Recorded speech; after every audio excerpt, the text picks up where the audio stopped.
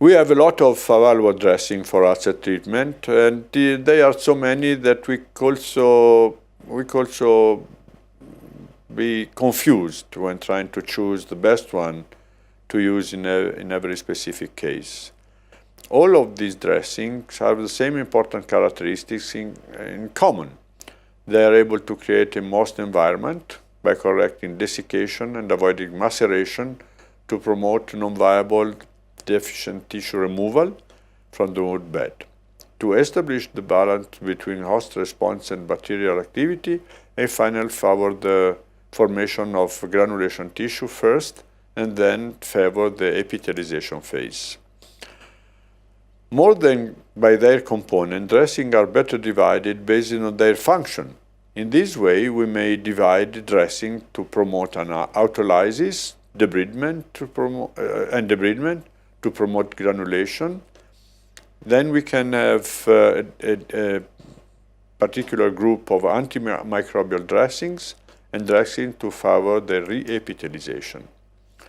Based on this classification, hydrogel, hydrocolloids, polyacrylates, manuka honey from a physicochemical point of view, and proteolytic enzymes like collagenase, catalase, and papain from a biochemical point of view have a primary indication when it is necessary to promote autolysis and debridement. Many dressings can be used to promote granulation tissue.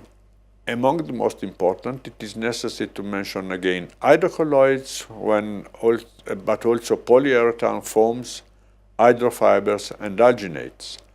Exudate amount and dressing interval are very important when choosing the dressing, because hydrocolloids have a poor absorbing effect and must be changed after 24-48 hours, so they are suitable for slightly exuding ulcers and when you need to change the ulcer dressing very quickly, while, for instance, alginates, hydrofibers, and foams allow a longer dressing change time.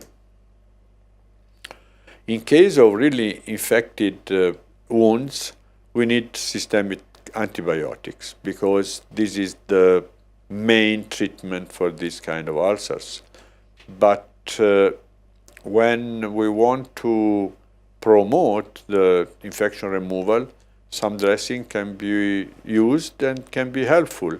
And in this case, we can use, for instance, local antiseptic, and we also can use dressings, because in dressings we need to have dressing where antiseptic substances are inside the dressing, and in this case we can potentially use the dressing characteristics and at the same time the antimicrobial characteristics. The dressing characteristics, because they, for instance, alginates and hydrofiber and also foam absorb the bacteria, the exudate and the bacteria, and when you remove the dressing, you remove also the bacteria, obviously. And when you have in the same time an antiseptic inside the dressing, this can help the infection to be removed. Then we have dressings mainly used in an epithelialization phase, and in this phase it is necessary to protect the ulcer that is going to heal, and we can use also very simple automatic gauzes impregnated with Vaseline or lipid colloids or hydrophobic polyester, or otherwise also thin hydrocolloids, polyurethane foams, and films that are more sophisticated and maybe more effective dressing, at least in terms of prolonging ulcer dressing time, because in this phase of the ulcer, the less you remove the dressing, the better the result, because the ulcer is closing spontaneously, and so if you are not going there to remove the dressing and maybe disturb the healing process, it is much better. Lastly, we have specific dressings designed with some specific aim, for instance, to control inflammation and pain or to control odor. While dressing to control odor may have some effect, the effect of so-called painkiller dressing is very poor. And we don't exactly know why, but this is reality. Maybe because the release system is not effective at all, or because the exudate is able to deactivate the substances, but these dressings are not really helpful.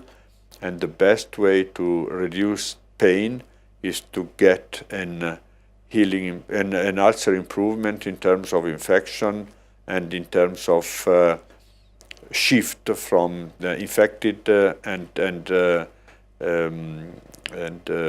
inflammatory stage to the granulation phase. If we look at the literature, dressing are not advanced dressing are not very useful in promoting a greater healing rate.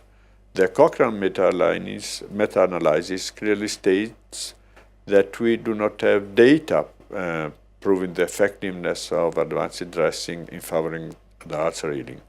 And the only data we can trust is the comparison between hydrocolloids and simple gauze, and in this case we don't have any significant effect.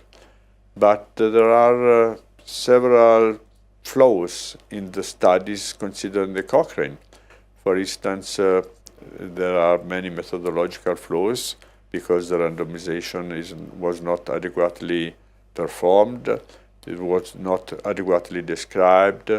Very often the ulcers are small, they are not infected, there is no main coexistent pathology, so they are taking in consideration a group of ulcers that is very selected and this that is really encountered in the daily practice. And again, all involved patients with venous leg ulcer, but compression therapy was used just in 7 studies. The initial wound size was not reported in some studies, and it was very small. It was less than 5 square centimeters in 7 studies, less than 10 square centimeters in 4 studies, so very small ulcers. In brief, in all these studies, involved patients with small venous ulcer and often without other concomitant or complicating condition, which is, as I said, a highly selected sample, unlikely to be found in routine clinical practice. In addition, none of these studies included patients with large and or infected wounds and comorbidities. They make such cases difficult to treat and to heal. And when advanced dressing were more effective than traditional dressing, this advantage was concealed by the small sample size and precluded showing statistically significant differences, or by faulty randomization in the 2 treatment groups with markedly different wound surface and at enrollment. Some potentially interesting data coming from these small studies and highlighting the importance of advanced dressing are those concerning improvement in pain and symptoms, reduction in infection, greater efficacy in healing large wounds, and lower cost, but these require confirmation in larger study scale. Important in this context is the observation by Smith and co-worker published in Phlebology very long time ago in 1992 that advanced dressing were ineffective in inducing healing of small ulcers, but they were effective in the treatment of large wounds and more cost-effective in such cases as well. So the Cochrane statement from this meta-analysis that advanced dressing are useless in promoting ulcer healing compared with traditional dressing should be changed in advanced dressing are useless in promoting ulcer healing compared with traditional dressing when considering just small and uncomplicated ulcers. Even if the absence of effectiveness in increasing ulcer healing rate would be confirmed in large-scale studies, advanced dressing show it to be effective, at least in small studies, on pain improvement, reduction of infection, greater efficacy in healing large wounds, lower cost, and this could recommend their use. Thank you very much for your attention.